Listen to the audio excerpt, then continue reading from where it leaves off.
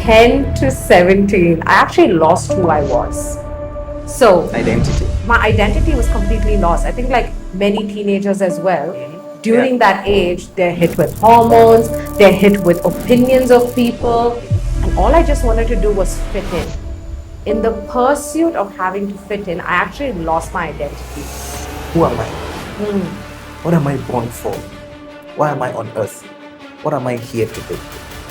How did you navigate the identity crisis that you had as a teenager up until 17, that you finally found the roadmap to your creator? Walk me through that journey. Okay, so to be honest, like genuinely, I was like, these people are like, I'm not even kidding. I know it sounds crazy, but I was just like, think about it from the perspective of someone who's seen God of brimstone and fire to all of a sudden, yes. What is your role again? I work as a cybersecurity consultant. You are smart. How many people can crack that role? Praise God. Okay, Praise now God. let's go back to this story. Yeah. This is me and you having a conversation for the purpose of impact, is why we are actually documenting this, Okay. so that someone else who might be going through the same phase can find hope, like you prayed, can find insight, can have their consciousness awakened to certain possibilities that they might never even be aware existed. I'll give you an example what I mean. I've been in the media industry for about 12 years, professionally 11 years. Right? Now, not until this year, January, did it ever come into my consciousness that I can hold a workshop, that there's a level of influence and results that I can get to, that I can hold a workshop that people will be willing to pay as much as $2,000 for 2 days workshop. Wow. Wow. You see what I'm saying, Yes, right? yes, Now, yes. how did that come into my consciousness? There is a mentor of mine Yes. who is a creative director. She was the official photographer to the former president of Nigeria, Wow. right? Prior to that, she was the official photographer to the governor of my state, Okay. right? So that is to tell you the level of excellence Wow. she has attained in this field. Wow. So this year, January, she held a workshop for 2 days. And guess how much she charged? How much? $2,000 Oh wow. USD? USD. That's insane. Oh my God. Do you understand that? Yes. So yes. when I saw that, I'm like, oh my God, this is possible. Yes. Because for you to get a project that will pay you 2,000 USD in this environment that we are, it exists, but they are not common. Yes. You will need to have access to certain circle of influence network, and you need to have attained a level of excellence Yeah. that would put you in such circle. Yeah. Right? Now, when I saw that, it just opened up my mind to say, oh my God, this is possible. Now, this is the essence of me saying that insight, sharing your journey, and I would like you to be unreserved, because what happens is, in order not to feel a bit uncomfortable, we tend to avoid the in between that is actually very important in the story we're sharing. Okay, so now I know you, but I'm sure about 95% of people who will watch this, they don't know you. Who is Joyce? Wow, that's a hard-hitting question. Who is Joyce? The way I would define myself is, I'm someone, but I just wanted to ask you a question because I get faith a lot into my. Is it okay for you? Is that okay? Feel free. Okay, feel free. Okay, I just want to be. I want to know what the vibes are. Feel free. Who am I as a person? I think to know me is to actually know my name, Joyce, which is quite joyful. But growing up, I wasn't necessarily the most joyful person. So up until the age of 10, I was very joyful. But then what happened is, you're surrounded by a circle of influence, and in your teenage years, you're actually trying to figure out who you are. So between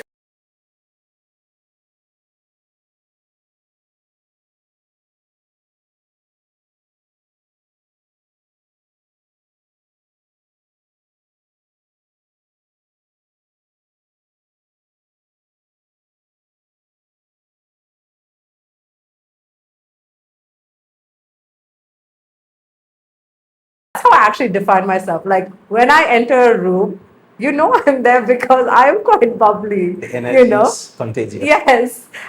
This is not me tooting my own horn, but I think my parents giving me the name that they gave, they could almost foresee who I was going to be. So what happened was in those years, or my formidable years, when I lost the sense of who I was, it almost felt like I couldn't even recognize who I was. So much so that the people who know me the most, which are my parents, would say, "Who is she?" Like, who is she? But by the grace of God, at the age of 17, I refound who I was, not just Joyce, but Joyce in Jesus, in my Creator. I know who I am. I know whose I am. And I would say now, if you ask me who is Joyce, I would say I am a joyful Joyce who's a lover of Jesus. So that's how I would define myself. Amazing. You mentioned something about teenagers Yes. who, because of, and now it's more dangerous. Yes. And it's a whole lot of, it's a serious thing that we really have to shed light on. The identity crisis Yes. that a lot of teenagers are experiencing today, especially with the advancement in technology. If you look at it, while you were a teenager, the world was slightly different than what it is now. Yep.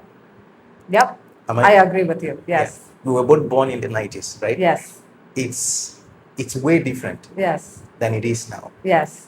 The world is still somehow conservative Yeah. to an extent Yes. than it is right now. Yes. But now, if you look at social media, I work in an education institution. Yes. I work from across kids from the age of 3, 4, up to 22, 23. Oh, wow. Yeah. So I interface with them daily. Yeah. And I see the difference in how they relate. Yes. And it sometimes I'm alarmed, like, are these guys really teenagers? Because sometimes I meet some of them outside and they are totally different. And I'm wondering, are you the same Wow. person I saw in that uniform in school? Yeah. Yeah. Yeah. And it's absolutely different. Yeah. Yeah. But Yeah. you know what? Some of them look happy outside until I get a chance to have a conversation with them. And then I discovered they have a lot of questions. They have a lot of battles going on inside.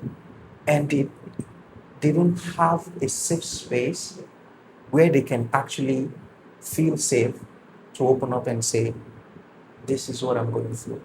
Help me. Yeah. Now, this conversation is for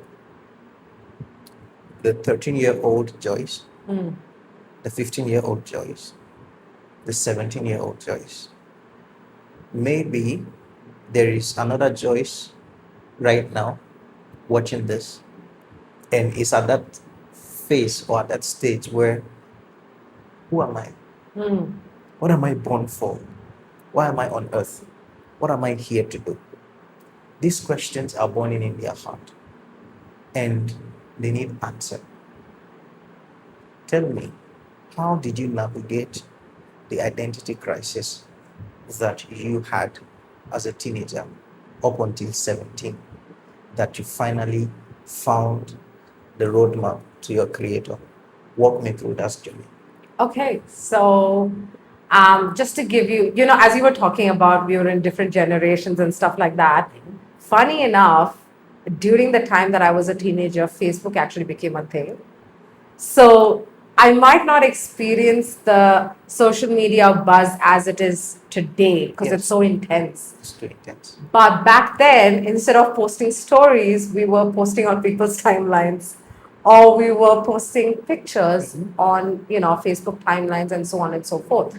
And it was just so interesting because at that age, first of all, I don't think we were even allowed to be on that app, but there was no age regulation per se, or it wasn't explicitly said. Yeah. So when we were all on that app, or we were on the Facebook app, those numbers that were associated with your pictures, it almost translated to your worth. The likes. Yes, the The likes. comments, the And that's the shares. thing, we don't like now we understand the psychology behind it. But back then, when I'm so malleable, I don't understand that. I don't have the knowledge for that. And also, I'm not able to have these conversations necessarily with people who love me because they're not necessarily familiar with this environment. It feels like uncharted territories. And if, in all honesty, they had no idea I was even on it, you know, because the internet was so new back then. They're outside, can I call them? It's so fun. They now know. They know I'm redeemed, so they can definitely hear all about this. But back then, what I was trying to search for, like I mentioned, was to be accepted by people. I went searching for acceptance in the wrong places. At that age, what acceptance looked like was popularity, was how much I was seen by people. Because here's the thing, growing up, I wasn't the most, when it came to academics, up until that age, till that 17 years, I found it hard to actually study. It was not because I was not smart. I was actually very smart. But You are because, still smart. yes, I mean, you're in amen. cybersecurity. Tell me, Yes. what is your role again? I work as a cybersecurity consultant. You are smart. How many people can crack that role?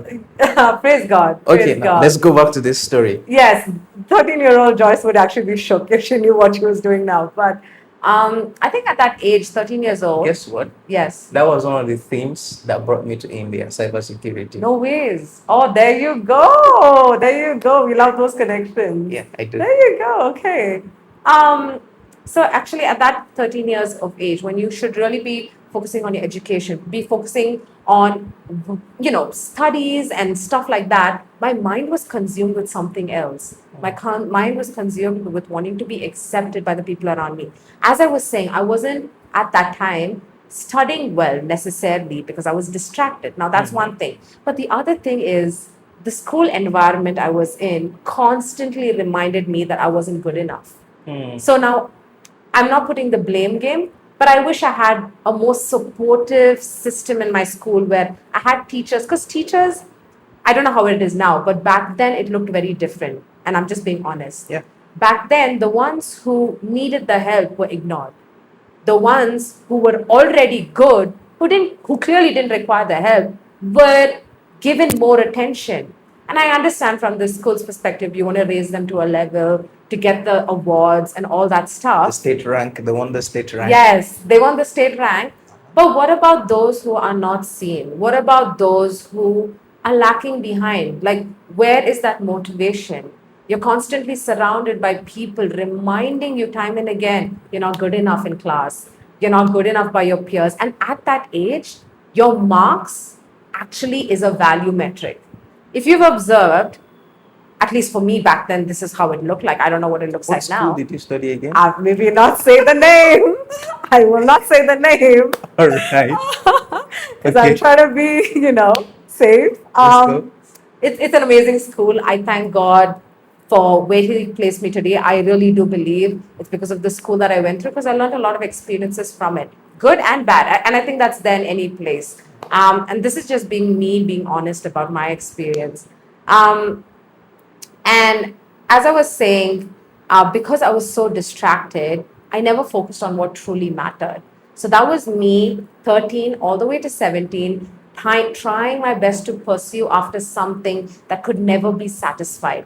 Because I'm trying to get attention from people who are equally broken as me at that time, who don't even know what they want at that age. And and in that pursuit, I lost sight of what truly mattered, which was focusing on my education at that time, to to get the grades that I needed to go to the university that I needed. But praise be to God, I ended up going to the best of the best. Again, it shows it's His grace that took me to those places. But back then, if I had to look at the 13-year-old me and the 15-year-old me and the 17-year-old me, all I could think in her mind that was going is, how can I be accepted? How can I? Now, I need to preface this. I come from a very loving family, okay? I do know. You definitely met them. They absolutely love you and your family. And here's the thing, I come from an amazing family and I believe I am who I am today, or I came out of that pit. One of the main reasons, apart from my creator being one of the biggest ones, is actually them constantly grounding me back at home. Back at home, they would say, no, no, no, this is not who you are. Come on, pick yourself up. You can do it. So every time my grades would come, that was the honestly, when it was report card day or parent teacher meeting day, my dad actually says, I was the most timid girl. Like the woman you see right now, think of a version that is not this. I used to be so timid to the point that if my dad asked me a question, I can't even answer him because I was so afraid. I felt so insecure. I felt like I have nothing to offer. Here is this day where people are being celebrated for their marks. I have nothing to show for. Like, I have nothing. And for what? In the pursuit of wanting to be loved by people who never loved me to begin with, and for their own reasons. At that age, we are all not the most mature. And so for me, it was just like my mind was so preoccupied with a lot of junk, you know. So that I would say that was the version of me 13 to 17. Right. What was the turning point for you? So the turning point for me was at the age of 17. Do you really want to know? Because it's actually my testimony. Okay. So at the age of 17, I just remember I had finally, this thing that I had told you about reaching popularity, reaching fame, and being loved by these people. So at the age of 17, I actually reached it. Right? So when you're on top of this mountain of sorts, metaphorically speaking, you're just like, I've come here, I've worked so hard from 13 to 17 to get here, only to find that there's nothing here. Like, I feel more empty in the pursuit. I mean, it sounds like big words, but that genuinely felt like that because I was like, I have I have the attention. Mind you, I'm still not studying well. Okay, I need to preface that I still wasn't studying well, and that came at the cost of the other things. But once I reached this, I just realized like, what is this?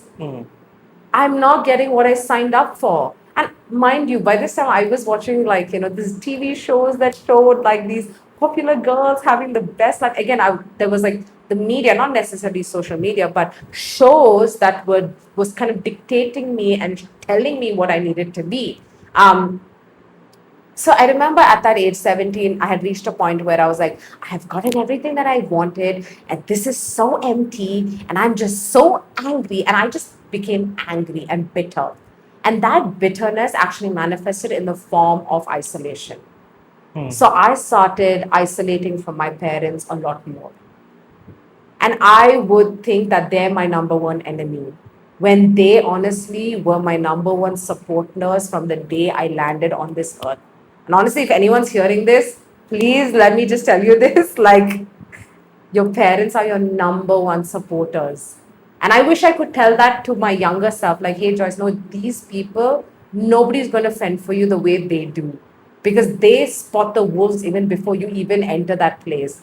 So, that being said, 17, by this time I can see my cousins, they're talking of God like he's a person.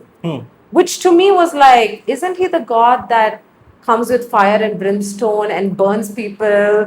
Like, I was so used to the Old Testament God, the one that is like, put fire and burn everybody and you did this, that was my understanding of God for the longest time. But then all of a sudden, my cousins are saying, oh, God is amazing. I had this encounter with him. He showed me. So I'm thinking, how who are you to say that you know God like this on an intimate level? Like, aren't you the same sinner that who did all these things like a few years ago? How can you be so confident? And I was of the mindset that God doesn't want my mess. I need to clean myself and then come.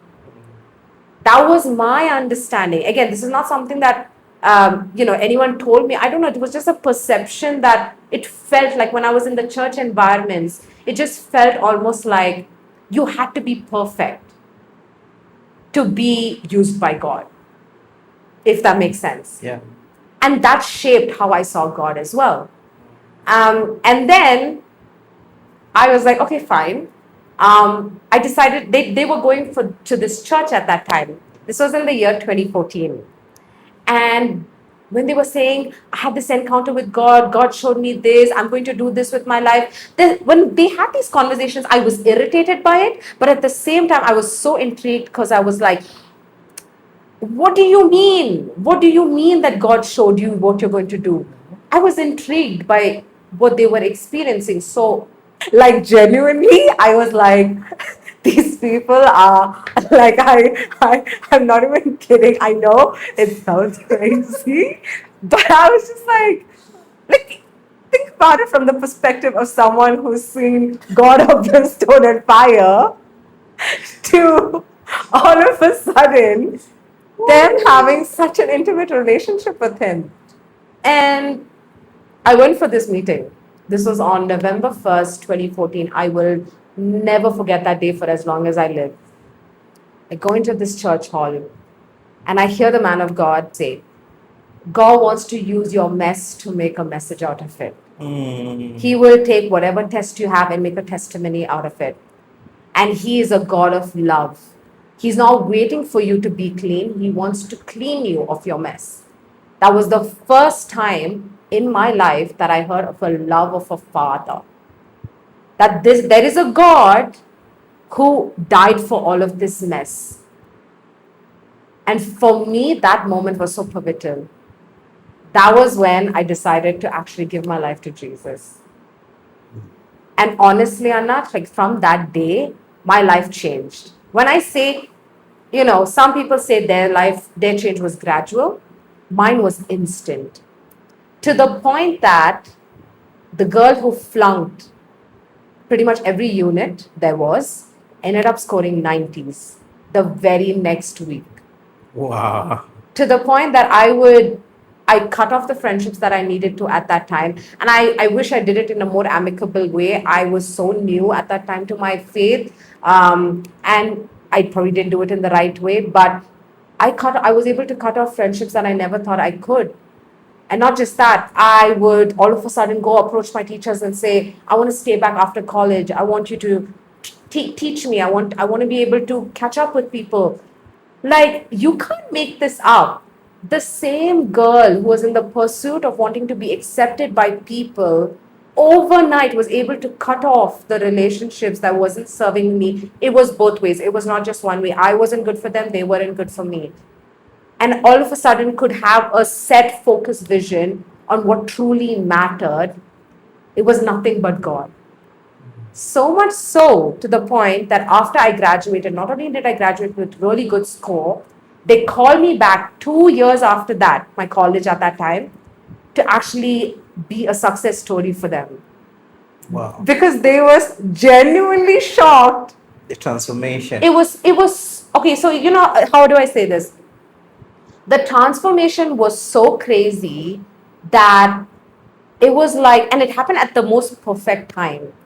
Just when I was about to enter into that season of, I'm entering into 12th grade. I think it was my board season. So I got saved November, right? Yeah. Then March is when I believe the exams are. Yes. So you can imagine I had like this 4 months to catch up on years worth of knowledge, right? And in that season, my parents were the most helpful, When my parents saw the change in me, they were like, this is the same girl who used to hide from us and not tell us where she's going. Now when we call, she's actually in college. She's actually studying. You know what I mean? And even they supported me. They stood with me. They would teach me. They would be like, let's catch up, let's do it together. And together as a family, I was able to achieve results that shocked my college. And that is nothing but the goodness of God. And that's kind of what happened for me at 17. This Yeah. is a testimony of a transformed life Yes. by hearing the good news of the love of Jesus Christ. Yes. That He doesn't wait for you to be clean to be accepted. Like the story of the prodigal son, the father did not wait for him to be cleaned up before kissing him. He kissed him, and after that, cleaned them up. Yes. Yes. This is Yes. amazing. Yes. You're a success story. Praise God. Tell us, I want to know honestly, what was your lowest moment and how did you overcome it? I think for me, my lowest moment was probably during COVID. During COVID, it was when my uncle had passed away. So he was actually like a second father to me. And his passing, it just happened so suddenly, so abruptly. And because of the rules and regulations, we couldn't visit him. And it was just a mess. And to add all of that, I was in Australia. And to add all of that, I was in the city that was the most locked down city in the world. So, talk about isolation, talk about having to deal with everything by yourself, talk about, the pain was real. What happened was, I did what I thought was right, was I thought I had processed it, but I actually never processed it. I actually buried it. Now, why? Well, because I have moved to a different country. My parents have worked so hard to get me to go towards my dream and study and be the woman that I need to be. And I can't allow this, it felt like I can't allow this to disturb that, because that happened, but life is still moving on. I still have assignments, I still have work, I still have all these things that I need to do. And because in the pursuit of that busyness, I completely put this back in the back burner until it was my peak that semester exams, when it just all came up in a way that it actually manifested in the form of fear. I don't know what the correlation was, but that entire thing, not having to deal with it, it's manifested in the form of fear and depression. So, this joyful Joyce that you see today, there was a season where it got really bad for me, to the point that I didn't want to wake up in the mornings. I didn't want to study. I just didn't want to do anything. I just wanted the world to stop, so that if the world stops, all my problems go away. And now this might seem something small, but because I had not dealt with it, everything else that was not necessarily working out got amplified even more. And the uncertainty of all these other areas, it was weighing on me. So that was in 2020, from May all the way up till August. And that season was probably one of the hardest seasons of my life, because I could not share with my parents what I was going through as well. Now, you might say, why? Joyce, you said you have loving parents. Yes, I do have, and I still live by that. I had the most amazing support. I say I'm the woman that I am because of them. But because I held them to such a high standard, I never wanted them to see where I was, because I never wanted them to question their parenting that they had done for me. And that's the thing about that, depression. It just hit me from nowhere. And now I recognize it's because I hadn't dealt with these other things, and I wasn't managing the stress, and I had all these other things. But back then, I didn't have the lingo for it. And also, how do I share this with, how do I share this with my parents? Or I feel this way, I want to come back home. But like, you've worked your entire life For this. for my dream. And now I almost feel like the dream is too hard to achieve. I just want to give up. I want to give this up. And in that season, there was something that I realized. Either I can pay to get this fixed, either I get on meds, I go see a doctor, whatever that path might look like, or I look at the Bible and I see that this is not just a bunch of text anymore. This is God breathed. This is alive and active. That when I read it, I will see the life of Jesus manifest in me. Those were the two options. I really wish I could say that I was so motivated and I wanted to take the Jesus route. I actually had no money, so that's why I had no choice but to take the Jesus route. Because the other route was too expensive. I didn't have insurance that was covering that. So, So I had to go the Jesus route. And I thank God for that, because it was that trials and tribulations that made me the woman that I am today. Because in that season, I learned that your thoughts occupy mental real estate in your mind. Whatever you meditate on becomes your reality. What happened was, after my uncle had passed away, I had snubbed all of it back in the back burner. There were thoughts that would just keep coming up. I never realized that I started fertilizing these thoughts. What started as a small plant ended up becoming a forest in my mind. Now, I wish I could say this was a day's thing. No, it was a prolonged thinking pattern that I had entertained, a prolonged thinking pattern of fear that I had entertained over time that resulted in me having this complete collapse of sorts. how bad was it?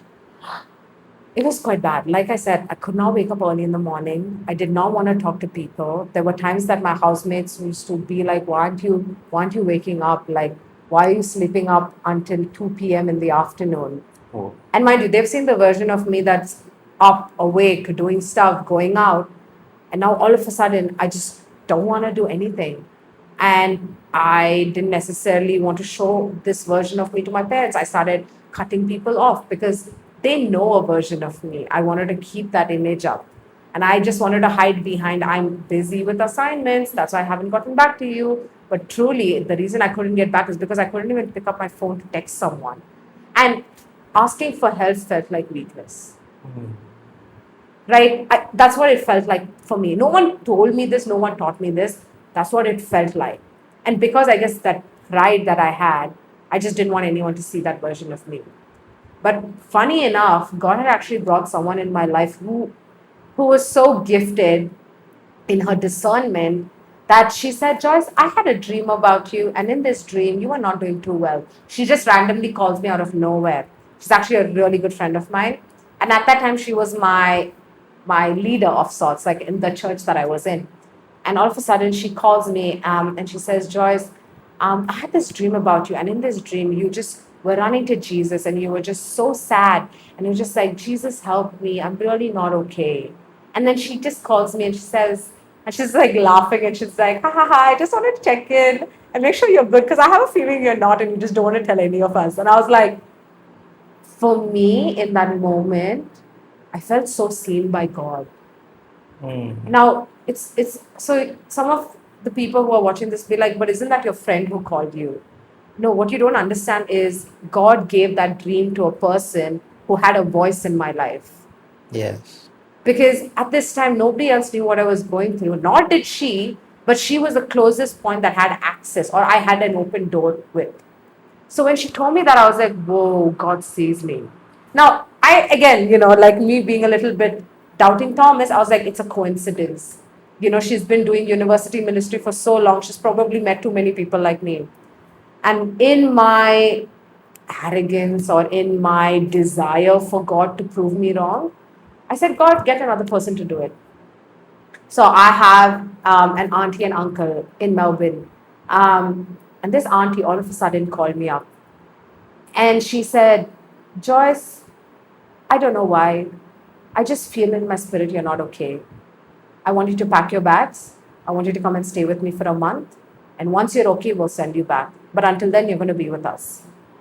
Please tell me how, when I haven't shared this information with anyone, I have been alone in my room crying, having my conversation with God, taking the route of choosing the word of God, because hey, I didn't have the money at that time. I'm just being honest. See, now I know the word. Now I'm more mature in my walk with God, and I understand that is the route we should be taking. Back then, in my immaturity, I didn't necessarily. I'm so sorry. Back then, in my immaturity, I didn't necessarily understand what I was doing. I was trying to fix it with my own hands. Does that make sense? Yeah. Um, and essentially, what happened was I moved to my auntie's house at that time, because now I'm like, okay, like now it's almost like, oh, okay, I think God, I think God's on my side. I think this God thing is, it's almost like I had such an amazing encounter with God when I was 17 that was so real to me that with time, I forgot about that encounter. Mhm. And I became so Used to God. used to God, yes. And I was very good with the Christian-esque of it all.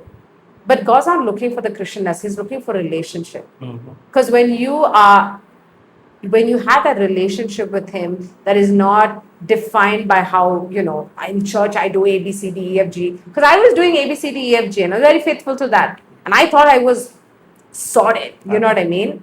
Um, but the truth of the matter was, no, like there was something more deep inside where God was like, no, no, no, we're going to build this altar again. And we're going to do it correctly where you recognize that it is me and you. Mhm. And, come back to the word. So in that season, I went to my auntie's house and I realized I need to rewire the way my brain is thinking. I need to take thoughts, all these thoughts take them into captive and bring them to the foothold of Jesus.